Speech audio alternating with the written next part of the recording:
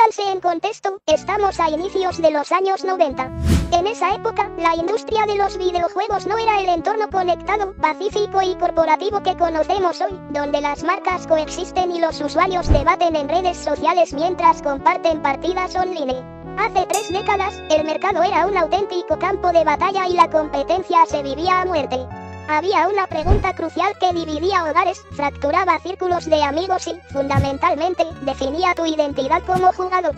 No importaba qué música escuchabas ni a qué equipo de fútbol apoyabas.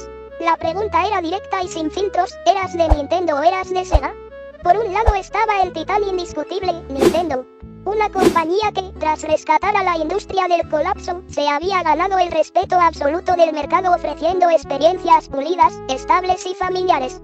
Su estandarte era Mario, un personaje colorido, amigable y sinónimo de control perfecto. Nintendo era la opción segura, la marca establecida que contaba con el visto bueno de la sociedad y de la crítica. Pero en la otra esquina del cuadrilátero emergió una fuerza disruptiva, ruidosa y con una actitud que parecía imparable, Sega. Ellos no querían ser la opción políticamente correcta, de hecho, diseñaron su estrategia para romper con el orden establecido. Eran los chicos malos de la industria. Los creadores de Sonic y los pioneros de una publicidad agresiva que desafió directamente el monopolio japonés. Contra todo pronóstico, lograron vender millones de consolas a nivel global, llegando a poner en jaque al gigante que parecía invencible. Viendo el panorama actual, cuesta dimensionar la escala de lo que ocurrió. Si Sega era una potencia tan avanzada, tan agresiva y con una base de fanáticos tan leal, ¿cómo es posible que hoy ya no fabrique consolas? ¿Qué llevó a uno de los nombres más influyentes en la historia del entretenimiento digital a desaparecer por completo del mercado del hardware? ¿Estamos ante un asesinato comercial o ante un lento y doloroso suicidio corporativo? Para entender este colapso, primero tenemos que viajar al terreno donde Sega forjó su identidad y aprendió a pelear, el asfalto de los salones recreativos. Los reyes de los arcades. Muchos creen que Sega es una empresa 100% japonesa, pero su historia es más loca. Nació de unos empresarios gringos en los años 40 para llevar máquinas de música y apuestas a las bases militares norteamericanas en Japón. Con el tiempo se mudaron a Tokio y encontraron su verdadera mina de oro, los salones de arcade o las famosas maquinitas. Antes de meterse a nuestras salas, Sega ya era la reina de la calle. En los 70 y 80, si querías ver el futuro de la tecnología, no te comprabas una computadora, te ibas al centro comercial.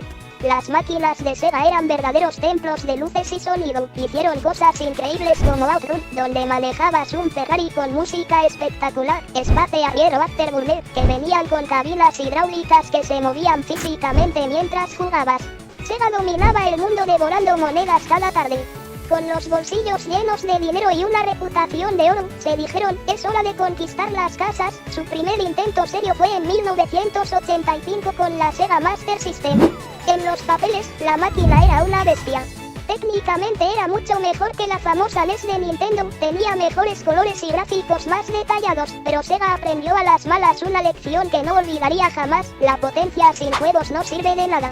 Nintendo tenía secuestrados los corazones de los niños con Super Mario, Zelda y Metroid. Y por si fuera poco, amarraba a las empresas desarrolladoras con contratos de exclusividad asfixiantes. Si hacías un juego para Nintendo, no podías sacarlo en Sega. Por esto, la Master System quedó en un lejano segundo puesto en casi todo el mundo, aunque en lugares como Brasil se convirtió en una especie de religión que sigue viva hasta el día de hoy. La era de los 16 bits y el nacimiento de Sonic. El verdadero golpe, el que cambió las reglas del juego, llegó a finales de los 80 con la consola que lo cambiaría todo, la Sega Genesis, o Mega Drive, como la conocieron muchos. Sega entendió perfectamente que no podía ganarle a Nintendo jugando bajo sus reglas. Si Nintendo era para niños, Sega iría por los adolescentes y jóvenes. Pero necesitaban un líder, una mascota. La que tenían antes, Alex Kidd, era simpática pero no asustaba a nadie. Así que la orden desde las oficinas de Tokio fue clara, creen un personaje que sea todo lo contrario a Mario. Y tras muchos bocetos, nació Sonic el erizo. Un erizo azul, rápido como el sonido, con zapatillas inspiradas en Michael Jackson y, sobre todo, mucha actitud. Sonic era irreverente, no tenía paciencia, y si dejabas el control quieto, te miraba con los brazos cruzados y zapateaba el suelo como diciendo, muévete.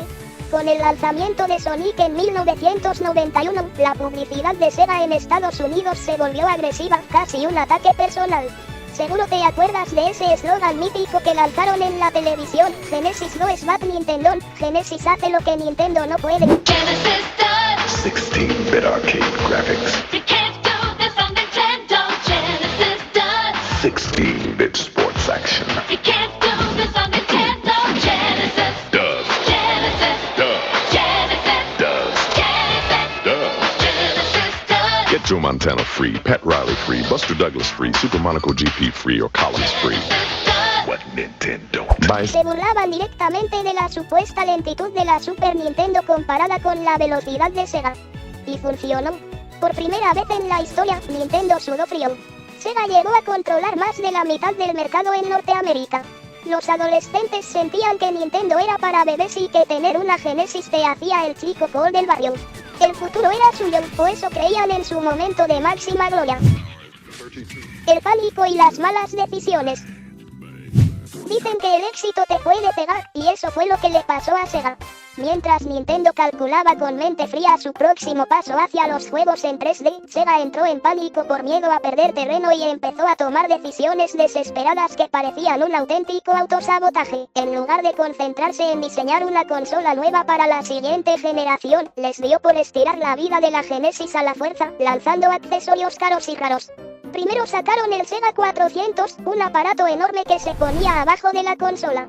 Era carísimo y la mayoría de sus juegos eran películas interactivas aburridísimas. No contentos con ese error, poco después sacaron el Sega 3210, un aparato con forma de hongo que se metía donde los cartuchos para, supuestamente, darle más potencia.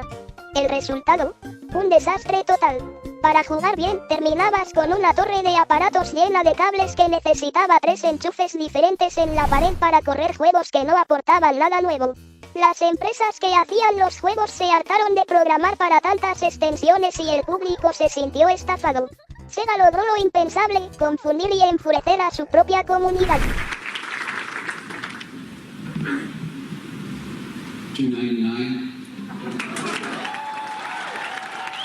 El desastre del E3 y el huracán de Sonic.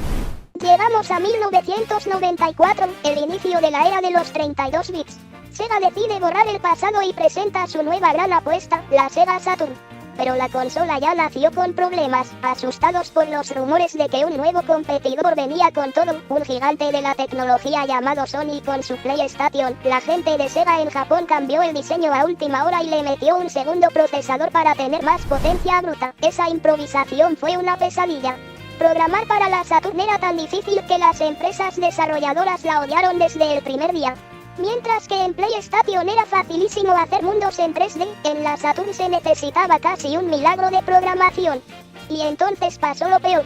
Mayo de 1995, en la primera feria de videojuegos E3 de la historia en Los Ángeles.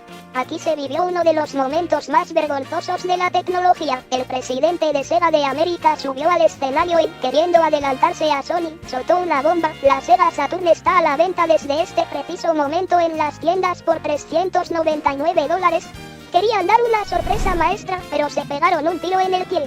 Las tiendas no tenían stock porque no les avisaron a tiempo. Distribuidores gigantes como Walmart se enojaron tanto por el desorden que dejaron de vender productos de Sega, y los programadores no tenían juegos listos porque nadie les avisó del lanzamiento. Pero lo peor vino minutos después. El jefe de Sony subió al escenario. Con una calma tremenda, se acercó al micrófono, dijo una sola cifra y se fue: 299.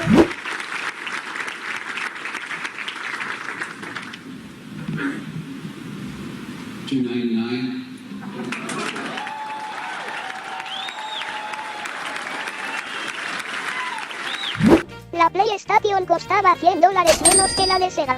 Esos 10 segundos sepultaron por completo a la Saturn. Sony llegó con un marketing increíble, un precio imbatible y el formato CD en pleno éxito. Mientras tanto, Sega se desangraba en peleas internas entre la división de Japón y la de América, que parecían hablar idiomas distintos y se contradecían todo el tiempo.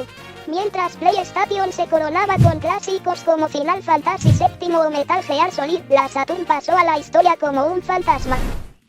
Dreamcast, la última gran obra de arte. A pesar de tremendo golpe económico, el espíritu rebelde de Sega no se iba a rendir tan fácil. A finales de los 90 jugaron su última carta y lanzaron la Sega Dreamcast, y hay que ser justos, la Dreamcast era una maldita obra de arte. Estaba adelantada a su tiempo por varios años. Fue la primera consola en la historia que venía con un módem para jugar por internet cuando el mundo apenas estaba descubriendo qué era el correo electrónico. Tenía gráficos increíbles, controles innovadores y juegazos que marcaron época. Cosas como Sonic Adventure, la locura de Crazy Taxi o la ambición gigante de Shenmue demostraron que Sega seguía teniendo un talento único. Cualquiera que haya tenido una Dreamcast sabe perfectamente que es una de las mejores consolas jamás creadas, pero la consola no bastaba para pagar las deudas del pasado. Sega estaba muy golpeada económicamente y, lo peor de todo, había perdido lo más importante, la confianza de la gente. Los jugadores tenían miedo de comprar una consola de Sega y que la abandonaran a los 2 años, como ya había pasado antes. Todo el mundo pensaba, se ve genial, pero mejor me espero a ver qué saca Sony. Y lo que sacó Sony fue un monstruo. En el año 2000 llegó la PlayStation 2. No solo prometía juegazos, sino que incluía un reproductor de DVD. En esa época, un reproductor de DVD por sí solo costaba una fortuna. La gente compraba la PS2 solo para ver películas en sus casas, los videojuegos eran casi un extra. Ante semejante titán, la Dreamcast no tuvo oportunidad y las ventas se fueron al piso. El fin de una era. El 31 de enero de 2001, los periódicos y los primeros foros de internet confirmaron la noticia que nadie quería escuchar. Sega anunciaba oficialmente que dejaba de fabricar consolas y que cancelaba la Dreamcast. Tiraban la toalla tras años de pérdidas multimillonarias. La guerra de las consolas había terminado para ellos. El rebelde que obligó a Nintendo a mejorar, la casa del erizo azul, daba un paso al costado. Al final, Sega no cayó por falta de talento. Cayó por una cadena de malas decisiones, por peleas entre sus propios jefes y por cruzarse con una Sony en su mejor momento. Sin embargo, Sega no murió, simplemente se transformó. Tuvieron la inteligencia de entender que su fuerte eran los juegos, y hoy en día siguen muy vivos dándonos éxitos como Sonic Frontiers, la saga Like a Dragon o el reciente Persona 3 Reload. La vida da vueltas muy locas. Si le decías a un niño en 1992 que en el futuro vería el logo de Sega en una consola de Nintendo, y que Mario y Sonic jugarían juntos en un videojuego, se habría reído en tu cara. Esa es nuestra realidad. Hoy el mercado se lo divide en Nintendo, PlayStation y Xbox. Pero los que vivimos esa época sabemos que Sega tenía esa magia especial que hoy a veces se extraña. Quizás, en un universo paralelo, hoy no estarías esperando la PlayStation 6 o la nueva Switch, sino haciendo fila para comprar una flamante, poderosa y espectacular consola nueva de Sega.